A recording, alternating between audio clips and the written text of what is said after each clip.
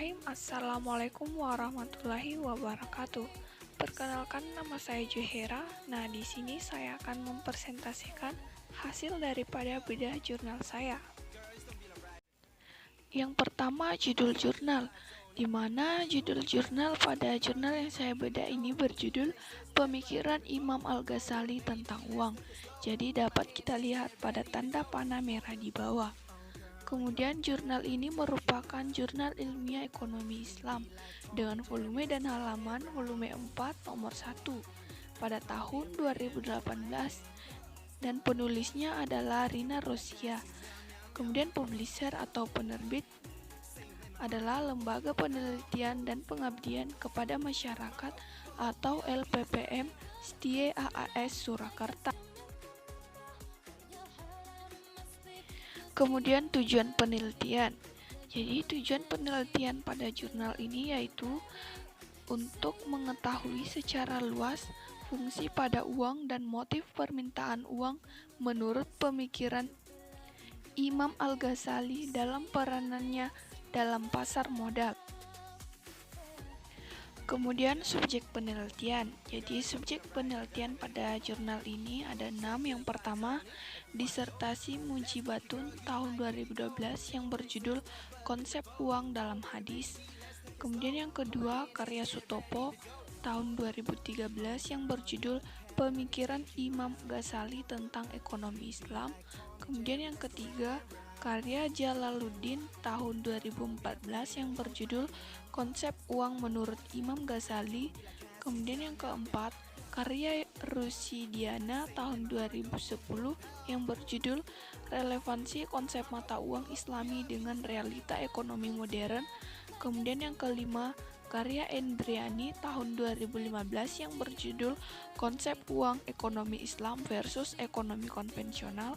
Kemudian yang keenam, karya Nurlaili tahun 2016 yang berjudul Uang dalam Perspektif Ekonomi Islam atau Depresiasi Nilai Rupiah. Kemudian metode penelitian. Jadi penelitian ini merupakan penelitian kepustakaan atau library research dengan pendekatan deskriptif, yaitu mendeskripsikan atau menjelaskan pemikiran Imam Al-Ghazali tentang uang. Kemudian metode pengumpulan data pada penelitian ini menggunakan metode dokumentasi. Kemudian dianalisis menggunakan konten analisis atau analisis isi, yaitu dengan menganalisa data-data kepustakaan yang bersifat deskriptif atau analisa ilmiah tentang pesan suatu premis. Kemudian hasil penelitian. Hasil penelitian ini kita dapat memahami bahwa uang merupakan bagian yang tidak bisa dipisahkan dalam sistem ekonomi. Dengan adanya uang, fungsi tukar-menukar akan lebih mudah dilakukan dan lebih adil dibanding sistem barter. Sebab sistem barter yang kurang efektif digunakan di mana jumlah nilai atau kualitas terkadang buruk dan merugikan, sehingga tidak saling menguntungkan satu sama lain. Adapun problematika laba, di mana jual beli barang yang tidak sesuai kaidah-kaidah Islam yang dapat memperkaya diri sendiri, dan larangan menimbun uang, yaitu keinginan seseorang menahan uang tunai, sedangkan uang adalah benda publik yang sangat penting perannya dalam perekonomian, sehingga apabila perbuatan menimbun uang dapat menimbulkan inflasi pada suatu negara. Kemudian kesimpulan dan saran. Menurut Imam Al-Ghazali, uang memiliki dua fungsi, yaitu sebagai satuan hitung dan sebagai alat tukar atau untuk mendapatkan barang lain. Sehingga motif seseorang memegang uang hanya sebatas sebagai motif transaksi dan motif untuk berjaga-jaga. Berbeda dengan konsep ekonomi konvensional yang menekankan fungsi uang selain sebagai alat tukar dan satuan hitung, uang juga berfungsi sebagai alat menyimpan nilai atau kekayaan dan ukuran bayaran tertunda. Sehingga motif permintaan uang akan bertambah, yaitu motif spekulasi.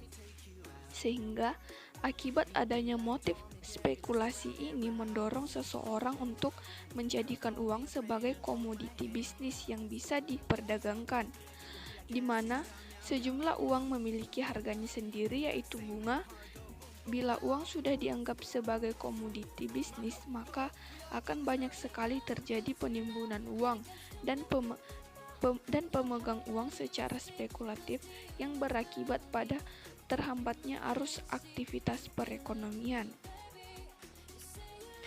Tanggapan penulis: semoga para pembaca jurnal dan para akademik dapat dibantu dari isi jurnal tersebut dan mendapat berkah ilmu.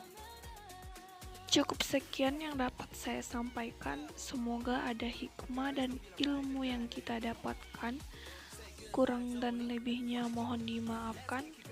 Wabillahi taufiq wal hidayah. Wassalamualaikum warahmatullahi wabarakatuh.